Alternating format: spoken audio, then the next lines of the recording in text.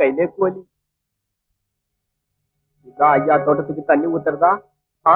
அந்த black mall இங்க mini hotel நடத்துறான். முட்டை பிரியாணி சிக்கன் எல்லாம் ஐயாவுக்கு. கொண்டு வந்த பாத்திரம் எல்லாம் அவனுக்கு.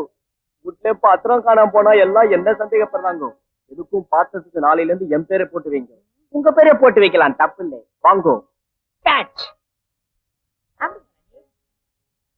என்ன இது?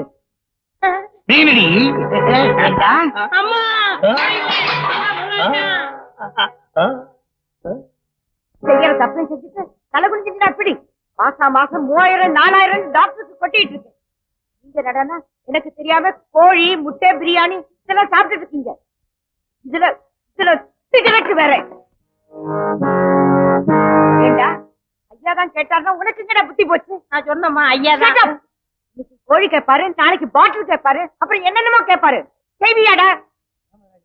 அதெல்லாம் கேட்பீங்க.